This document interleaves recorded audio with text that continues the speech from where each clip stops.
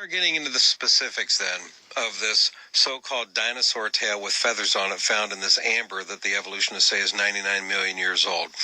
I'm telling you, and creation scientists will tell you, that is not a dinosaur bone. That is a bird bone. Those are not dinosaur, but it's a bird tail. It's not a dinosaur tail. Evolutionists are saying it's a dinosaur tail, and it's being reported in the press automatically as though it's a dinosaur tail, as though there's nothing to even debate about this. So, what are the evolutionists' arguments that this is a dinosaur tail and not a bird tail? Here's what their main arguments are: that the vertebrae, the vertebrae, they say that the vertebrae are not fused, and since they're not fused, that makes them a dinosaur tail, combined with the fact that they say there are over 25 vertebrae total that are part of this tail. And bird tails don't have that many vertebrae in them. And then secondly, bird tails are fused. In other words, the vertebrae are kind of stuck together, fused, instead of being somewhat separated, where you know how you can bend a tail? The reason you can bend the tail of an animal is because the vertebrae, they're not fused together. They're kind of separated a little bit so that it creates linkage and you can kind of bend the tail. So they're saying, since these vertebrae are not fused together, that tells us that they're part of a bendable tail, and birds' tails are fused together in the vertebrae. And secondly, birds' tails aren't that long. They only have a few vertebrae in them, whereas dinosaurs have a good 25 or more vertebrae, and this tail had more than 25 vertebrae. Therefore, dinosaur tail, end of discussion. Now, on the surface, sounds pretty good for the evolutionist, doesn't it, that this is a dinosaur tail? Well, first, let me say, folks, number one, let's pretend it really was a dinosaur tail. And in just a minute, I'm going to show you why you can't make that assumption. But let's pretend it was a dinosaur tail. Big deal. If evolutionists ever discovered that some dinosaurs actually had feathers on them, that wouldn't do anything to creation theory. That would just mean that was a unique creation from God. Just like the saber-toothed tiger. Tigers today don't have these giant saber-toothed walrus tusks coming down. They don't have that anymore, but God created them at one time. And they existed at one time, but they're extinct now.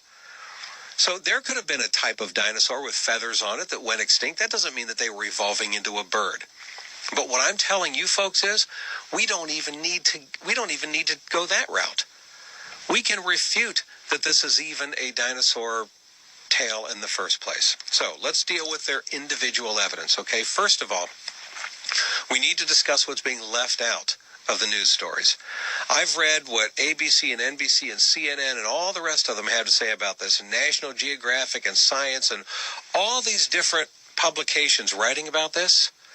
And I'm noticing that there's some information that they're leaving out. I had to go back and read the actual original scientific paper on this to get all of the details that the media is leaving out. For example, the fusing together of these vertebrae. Number one, you need to know that vertebrae, when I told you that vertebrae in modern birds are fused together, not in the entire tail, only at the end of the tail. So in birds, only the final vertebrae at the very end of the tail are fused together. Vertebrae that are not part of the end of the tail are not fused together.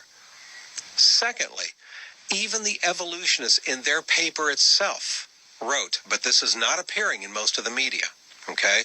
But in the actual scientific paper itself that I read, this piece of amber and this piece of tail is from the middle of the tail. It's not from the end of the tail. So therefore, if this were a bird's tail, you wouldn't expect them to be fused anyway. So if it's a dinosaur tail, it wouldn't be fused. If it's a bird's tail, it wouldn't be fused because it was in the middle of the tail. They leave that out. Important information, folks. So at this point, it could equally be a bird or a dinosaur. Could be either one because it's from the middle of the tail. So now let's deal with the argument they have that it has over 25, or it has 25 vertebrae, the entire tail does. And since it has 25 vertebrae, birds typically have less than 10 vertebrae in their tails. So for this tail to have 25 vertebrae, it's got to be dinosaur, because dinosaurs have 25 or more vertebrae in their tails, but birds typically have less than 10. Okay? Here's what they're not telling you that you can see for yourself if you actually study the scientific paper itself, which I did. This little piece of amber doesn't have 25 vertebrae in it. It doesn't even have 10 vertebrae in it. Do you know what it has? It has count them, two, clearly delineated vertebrae. That's it, 2. But they're assuming that it has up to 8, because they say that there's some areas of this that they're having a hard time determining, is this tissue or is this vertebrae? We can't really tell, and they're thinking and assuming that it's vertebrae. Now, but they admit this in their paper. They say it's the word they use, obscured, so they can't tell if it's tissue or if it's vertebrae. So 2 of them they can tell is vertebrae. The other 6, they're totally guessing. All right, so here's my attitude. Let's give them the benefit of the doubt and say that the additional 6 really are vertebrae and not tissue, which, by the way, I don't have a problem with that. So let's pretend it's really 8 vertebrae. You're reading in media accounts they found 8 vertebrae. In some media accounts you're just reading it's 25 vertebrae. It's not. The whole thing is only 1.5 inches long. There are only at the most 8 vertebrae in there, and only 2 that they can actually clearly see.